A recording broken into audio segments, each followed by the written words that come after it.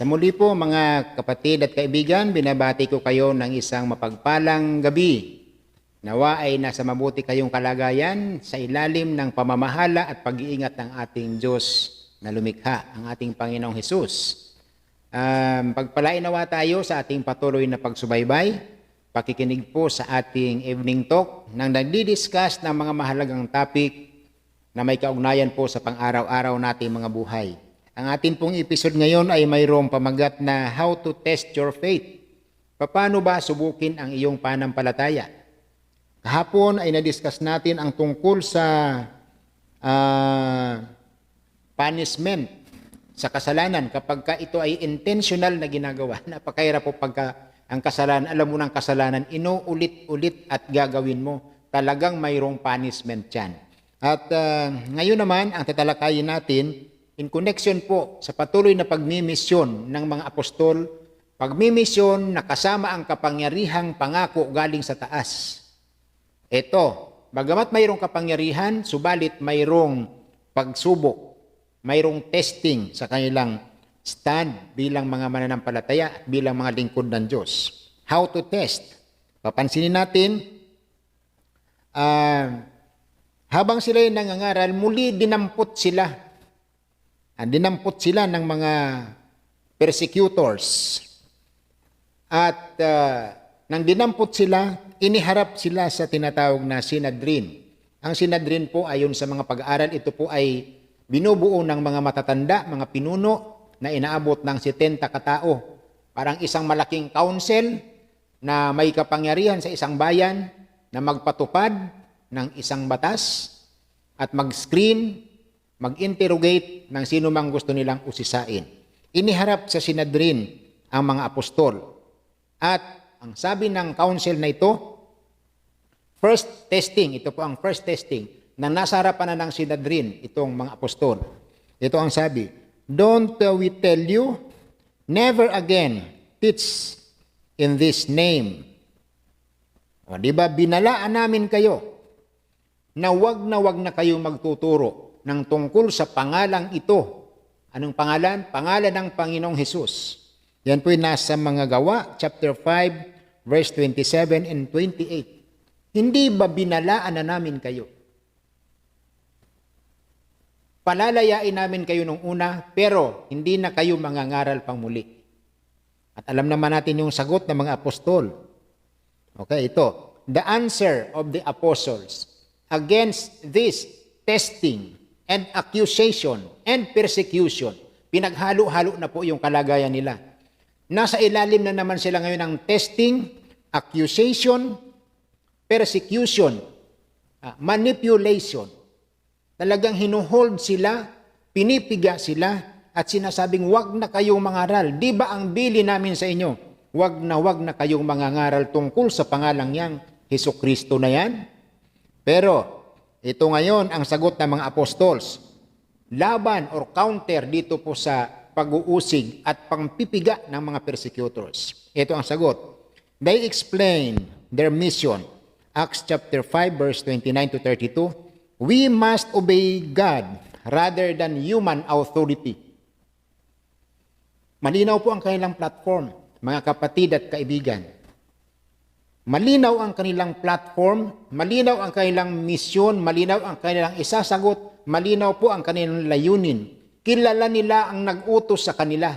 Kilala nila ang kanilang pinaglilingkuran. Kilala nila ang kanilang Diyos. Alam nila ang kanilang mensahe. Kaya ang sabi nila, we must obey God rather than human authority. We must obey God rather than man. Iyan ang sagot, mga kapatid at kaibigan. Hindi natitinag. 70 persons ini-interrogate sila. Pinagtutulong-tulungan silang pigain, usigin this great ordeal. Ang sinabi pong ordeal, yan po'y interrogation, paglilitis, pagpipiga na para kang nasa Senate o para kang pinipiga doon sa Congress. Pero hindi na-intimidate ito mga apostol, na harapin ang mga tanong, na mag-explain ng malinaw na mayroong kapangyarihan at authority, na mag-stand doon sa ano ang totoo na sinasabi ng Panginoon.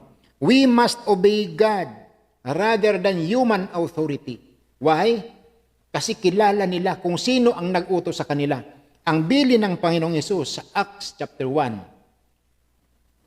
bago umakyat ang Panginoong Hesus sa langit, ang sabi niya, lahat ng kapangyarihan ay binigay na sa akin. Kaya tatanggapin ninyo bilang aking bilin sa inyo. Chapter 8, verse 8. Tatanggap kayo ng kapangyarihan galing sa taas. Kapangyarihan ng Espiritu Santo. And you will be my witnesses. Witnesses of the gospel of Jesus Christ. Witnesses of good news. Witnesses about the resurrection. Witnesses about powerful ministry of the Holy Spirit. And many others. From Jerusalem, to Judea, and to the uttermost part of the world, kasama doon ang Pilipinas, na aabutin ng mensahe sa kapangyarihan ng Espiritu Santo. Yan po ang sagot ng mga apostol. Hindi po sila natinag, hindi po sila na-intimidate, hindi sila na-nervyos, hindi sila tumigil. Talagang nanindigan sila sapagkat alam nila ang kanilang pinapanampalatayanan. At nangyari yon na i-record, narinig natin ngayon upang ang ating faith malinaw at malinaw at malinaw, hindi matitinag ng kahit ano, kahit na ng kamatayan, hindi kayang tinagin ang mga tunay na mananampalataya. Kasama ka dyan, kapatid at kaibigan. Magsitatag tayo sa salita ng Diyos. Jesus Christ is the foundation of our faith. He is the author of your faith and He is the finisher of your faith. Siya ang magkukumpleto niyan, siya ang magdidetail niyan, siya ang magsusustain niyan sa iyong pagkakatayo sa Kanya. Kaya ito, habang tumatayo ang mga apostol, nanindigan, dinagdagan pa nila ang kanilang sinabi na we must obey God rather than human authority. Hindi lang yan. Inexplain nila ang tungkol sa Mesiyas. Ang Kristong ito na tagapagligtas, na ibinigay ng Diyos para magligtas sa sanglibutan, pinatay nyo. Sipin mo, diniretso ng mga apostol, pinatay nyo. Kayo ang pumatay. Ipinako nyo sa krus. Pinagpasapasahan nyo. Kay Pilato, kay Herodes at iba pa. Pinilit nyong i-crucify itong anak ng Diyos na nagpunta dito para magdala ng kaligtasan at mabuting balita. Pinatay nyo. Siguro nahimasmasan na itong mga sinadrin na ito, na mga persecutor, na pabilin-bilin pa. Di ba binabalaan na namin kayo na wag na kayo mangangaral pang muli sa pangalan ng Jesus na yan? O ang lakas ng loob. Ganun po si Satanas, mga kapatid. Kapag hindi ka establisado sa paniniwala, sa panampalataya sa ating Panginoon, titinagin ka talaga ng kanilang authority, mga false authority, wicked authority, authority against the law of God. Pero ito, diniretso ni Peter. Pinatay nyo ang anak ng Diyos. Mga masasamang tao kayo, mga mamamatay tao kayo kung tutuusin. Ngunit, bagamat pinatay nyo, hindi siya napigilan. Chapter 5 verse 30 to 31. God raised Jesus from the dead. Ang Ama ay binuhay maguli si Jesus galing sa mga patay. Sipin mo, pinatay pero muling nabuhay.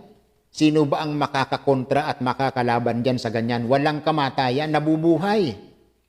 So, di ba? Binuhay maguli ng Ama ng Diyos. Yan. Kaya, nagulumihanan muli itong council, itong Sinadrin. Pinipuwersa na naman sana sa maling kaparaanan. Ngunit, nang inexplain ni Peter na si Jesus ay muling nabuhay, tumayo ang isang mahusay na lawyer doon sa Sinadrin. Kasama mga lawyer doon, mga doctor of law, mga mahusay. Kasama itong isang lawyer na ang pangalan niya ay Gamaliel. Si Gamaliel ay dinidinig, isang respetado sa lugar na yon. At nagsalita siya doon sa harap ng council.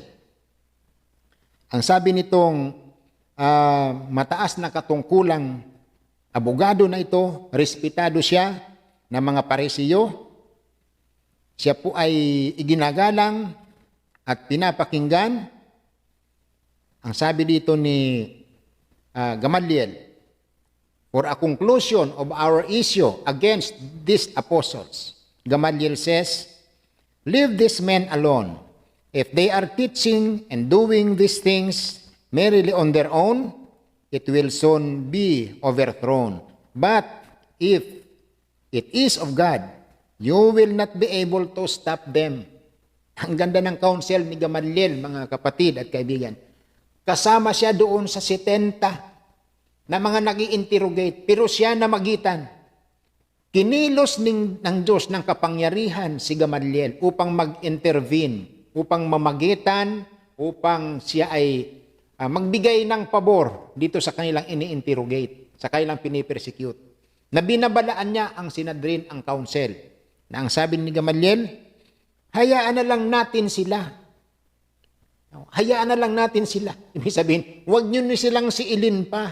Huwag nyo na silang hadlangan pa. Bakit? Kung katuruan lang ng tao ang kanilang daladala, mawawala din yan. Magsusubside din yan. Matutunaw din yan. Wala ding mangyayari dyan kung sa kanilang sarili lang, kung sa tao lang. Ngunit, but if it is of God, you will not be able to stop them. Yan, may understanding talaga itong lawyer na ito. Kahit na nandoon siya sa kabilang parte, sa mga usig, pero namagitan siya na kung sa Diyos siyang mga pinangangaral ng mga apostol, hindi nyo talaga kayang pigilin yan. At sisilbi pa niyan na pag pinilit yung usigin sila, lalabas, kalaban nyo ang Diyos. At ang ipinangangaral natin ngayon, mga kapatid at mga kaibigan, ay itong ipinangangaral ni na Apostle Peter and Apostle John ng mga apostol. Ito ang ipinangangaral natin na pinaburan ni Gamaliel. Na kung ito ay sa Diyos, hindi ito kayang pigilin ng kahit na sa tao, kahit na ni Herodes, kahit na mga emperor, kahit na mga pangulo, kahit na mga sundalo, at na kahit na sino pa man, at kahit na ni Satanas, kahit na ng COVID, kahit ng mga anghel ng kadiliman. Hindi nila kayang pigilin ito sapagkat Diyos ang may likha nito. God is the author of your faith and He is the finisher of your faith. Okay? So, ang linaw po niyan. Yan ang platform. Yan tinetesting yung faith. Kahit anong testing sa pananampalataya, pinagtulong-tulungan na, inipit-ipit na, pinireso na, tinakot na, binugbog na, hinagupit na. Wala pa rin nangyari, hindi pa rin nagwagi ang testing, ang persecution, ang accusation. Wala pa rin pong nangyari. Okay? Walang nangyari. Hindi natinag ang mga apostol. Yan ay resulta, mga kapatid at kaibigan, because of the power of the Holy Spirit unto them. Ano yung kapangyarihan? Kapangyarihan galing sa taas. Dala-dala ng Espiritu Santo. The Holy Spirit brings power, authority, strength, wisdom, miracle, stability, revelation, at iba pa. Yung iba pa ang mas marami dyan, mga kapatid at kaibigan. Yung at iba pa. At yung at iba pa, yan yung usually kailangan mo. Ano bang kailangan mo? Kasama yun doon sa at iba pa. Supplied ng Holy Spirit. He will guide you into all truth with power. Kaya hindi ka talaga kailangang matinag, hindi ka dapat mabagabag. Anuman ang dadaanan mo sa iyong landas bilang isang Kristiyano, hindi ka dapat mabagabag sapagkat ang Diyos ay kasama mo. Inclusive yan sa agenda ng Diyos na ang pagdaraanan mo alam na ng Diyos at ipinirepair niya na yan. Bakit? Sapagkat sinusupervise ka ng Panginoon everyday. Acknowledge God in all your ways. Why? Because He will direct your path. Kahit nagkakaholda pa na, ina-acknowledge mo lagi si Lord, ipiprepare niya ang iyong landas upang pagdaan mo doon, may nag-arrange na. Sino? Ang Diyos. Maaring nagpadala na siya ng mga anghel doon. Maaring gumamit ng Diyos ng mga tao doon para i-prepare ang iyong landas, upang pagdaan mo doon, ready na ang iyong landas. And He will direct your path. That's why the proverb says, trust God in all your ways. Do not lean in your own understanding. Huwag ka daw manangan sa sarili mong kakayahan at kaalaman dahil ang kaalaman ng tao ay maikli, konti, limitado. Pero ang kaalaman ng Diyos, ang sabi sa Isaiah 55, kung gaano ang taas ng langit sa lupa, ganon kataas ang kaisipan ng Diyos kaysa iyong katalinuhan dito sa lupa. Imagine, ang distansya ng langit sa lupa, ganon ang distansya ng kaalaman ng Diyos in comparison sa iyong kaalaman o katalinuhan. Kaya ang naggagaling-galingan dito sa lupa, ang sabi po ni Apostol Pablo, ang karunungan ng tao sa mundong ito, kamangmangan lang sa paningin ng Diyos. Isipin mo, yung pinakamatalino na rito, kamangmangan lang ang talino mo, wala, alikabok pa lang yan sa talino ng Diyos. At in reverse, ang katalinuhan o ang kamangmangan ng Diyos, ang kamangmangan ng Diyos, yung kunyari nagminangmang ang Diyos sa buhay at sa pagkilos, ang kamangmangan niya ay katalinuhang matindi sa tao na kahit magminangmang na lang ang Diyos, yan ay supernatural ng kagandahan, katalinuhan at blessing sa mga tao. Isipin mo yan. Lalo na kung i-apply ng Diyos ang lubusang katalinuhan niya, paano mahahagip ng isang tao ang ganong kalaki, kataas na karunungan? Hindi kaya ng tao. Kaya walang dapat na magmalaking tao. Maghumble lang tayo. Kaya ang sabi sa Proverbs, do not lean in your own understanding. In all your ways, acknowledge Him, and He will direct your path. Ganon po ang nangyari. Kaya itong Sinadrin, itong composed of almost 70 wise religious people, walang nagawa sa talinong ibinigay ng Diyos kina Pedro at doon sa mga apostles. Nang sumagot si Pedro at ang mga apostol, walang magawa itong Sinadrin. Itong respetadong lawyer na si Gamaliel, pumanig na lang sa mga apostol. Sipin mo, even the enemy, okay? Even the enemy will give favor to you. Kayang kilusin ng Diyos na ang mga persecutor, ang mga usig, ay pumabor sa iyo. Purihin ng Panginoon. That's a miracle, another miracle, mga kapatid. Puno ng mga miracles, mga kababalaghan, mga imposible, nangyayari sa kapangyarihan po ng Holy Spirit. Kinikilos sila. Ang isip nila kayang paisipin ng Diyos ng dapat nilang isipin. Kasi ang kakayahan ng Diyos is unlimited. Hindi ka ba nasisiyahan na ang Diyos mo unlimited? Kaya nangako siyang lahat ng bagay ipinirepair niya for your good. Para sa ikabubuti mo. Kaya mayroon kang magandang ending. Sabi niya sa aklat ng Joshua chapter 1 verse 7 to 9, do not turn to the left, nor to the right. Just continue in obeying the word of God. Just continue. Huwag kang lumiko sa kaliwa o lumiko sa kanan. Tuloy lang. At ang resulta, ikaw'y magsasaksid sa iyong buhay. Mamiministeran mo ang Israel. Ipamamana sa kanila ang pangakong lupain. Imamanage mo ng maganda. At magsasaksid kayo. At ang huling promise sabi sa verse, then you will be having a good ending. Ayan ang maganda mga kapatid. Yung katapusan ng buhay mo o ng mission mo, ng trabaho mo is a good ending. Hindi nakakahiya. Ano po? Matutuwa kang i-review. Magiging masaya ka na magrepaso o mag-review doon sa mga ginawa mo. Kasi magandang ending. Nakakatuwa. Mayroong honra, mayroong honor. Mayroong dignity sapagkat sinunod mo ang alituntunin ng ating Panginoon. So ganun po ang nangyari. Okay? Now, the commitment is this. The apostle rejoiced that God has counted them worthy to suffer for Jesus, and they continue their witness for Him. Okay? Maganda ang sinabi ni Gamaliel, hayaan na yan natin sila Huwag na natin silang pagbawalan. Huwag na natin silang usigin. Hayaan na lang natin sila. Dahil kung sa Diyos yan, masusumpungan lang na linalabanan natin ng Diyos at hindi natin kayang pigilin yan. So hayaan na natin sila na magpatuloy na lang. Kaya nagalak ang mga apostol. Chapter 5 verse 41 and 42, the apostles rejoice. Nagalak sila mga kapatid at kaibigan. God has counted them worthy.